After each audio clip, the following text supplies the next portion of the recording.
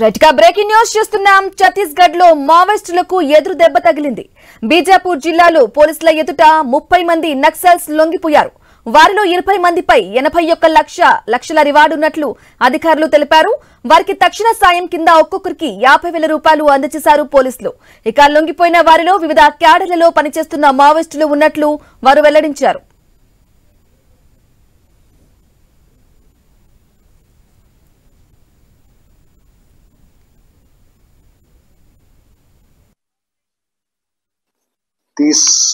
माओवादियों ने CRPF Chhattisgarh police के समक्ष आत्मसमर्पण किया है और हम इस पहल का स्वागत करते हैं उनकी मुख्य धारा में शामिल होने का। पिछले काफी समय से सीआरपीएफ और छत्तीसगढ़ पुलिस मिलकर काफी अभियान कर रही हैं और यही कारण है कि नक्सली सरेंडर करने के लिए आगे आ रहे हैं और आने वाले समय में आप देखेंगे कि और भी नक्सली सरेंडर करेंगे और हमारे जो ये नक्सल विरोधी अभियान है इसी तरह जारी रहेगा और हमें उम्मीद है कि जल्द ही हम छत्तीसगढ़ में और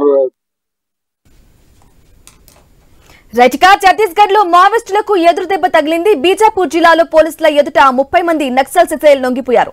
ఇదే విషయానికి సంబంధించి లేటెస్ట్ అప్డేట్స్ అందించడానికి మా ప్రతినిధి నవీన్ అందిస్తారు. నవీన్ చెప్పండి, మావోయిస్టులకు బిగ్ షాక్ తగిలినట్లుగా తెలుస్తోంది. ఏకంగా పోలీసుల ఎదుట 30 మంది నక్సల్స్ కూడా లొంగిపోయినట్లుగా తెలుస్తోంది. అప్డేట్స్ ఏంటి?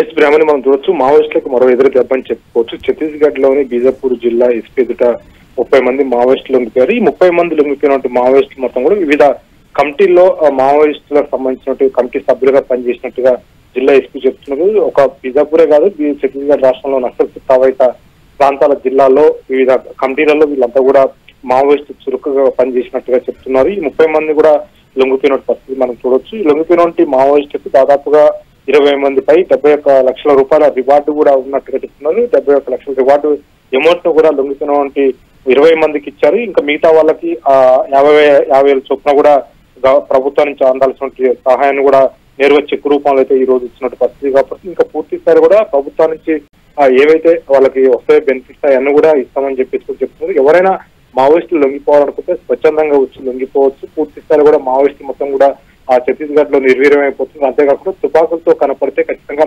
ఎన్కౌంటర్ చేస్తామని చెప్పేసి కూడా చెప్పినట్టు పరిస్థితి కనపడుతుంది. పూర్తిగా మనం కూడా ఛత్తీస్గఢ్ లో మావోయిస్టులు భారీ ఎదురు చెప్పని చెప్పుకోవచ్చు. ఎందుకంటే ఎప్పుడు లొంగిపోయినా కానీ 10ల సంఖ్యలో కూడా అక్కడ మావోయిస్టులు లొంగిపోతున్నారు. లొంగిపోయినట్టు మావోయిస్టు మొత్తం ఆ మావోయిస్టు సంబంధించిన కీలక కమిటీలలో మెంబర్షిప్ గా ఉన్నట్టు తెలుస్తుంది. వాళ్ళందరూ కూడా లొంగిపోయినట్టు పరిస్థితి మనం చూడొచ్చు. అయితే పూర్తి స్థాయిలో కూడా వాళ్ళు ఎక్కడైనా సరే వాళ్ళు ఛత్తీస్గఢ్ రాష్ట్రంలో కానీ ఇతర రాష్ట్రాల్లో మావోయిస్టు ప్రాబల్యం ఉన్నటువంటి ప్రాంతాల్లో ఎవరికి టచ్ లో ఉన్నా సరే వాళ్ళ కుటుంబ సభ్యులు కానీ వాళ్ళ ఫ్రెండ్స్ ఎవరున్నా సరే ఇతర రాష్ట్రాల్లో కూడా లొంగిపోవచ్చు. కానీ ఉద్యమాలు మాత్రం ఎట్టి పరిస్థితుల్లో ఉండకూడదని చెప్పేసి కూడా జిల్లా ఎస్పీ అయితే చెప్పినట్టు పరిస్థితి మనం చూడవచ్చు. ఈ మధ్య కాలంలో వరుసగా లొంగుబాట్లు కార్యక్రమం జరుగుతుంది. ఈ రోజు బీజాపూర్ లో లొంగిపోయినట్టు 30 మంది కూడా పూర్తి స్థాయిలో కూడా ఆ మీడియా అడిగిన ప్రశ్నలకు కూడా వాళ్ళు జవాబులు ఇచ్చుకుంటూ వచ్చారు.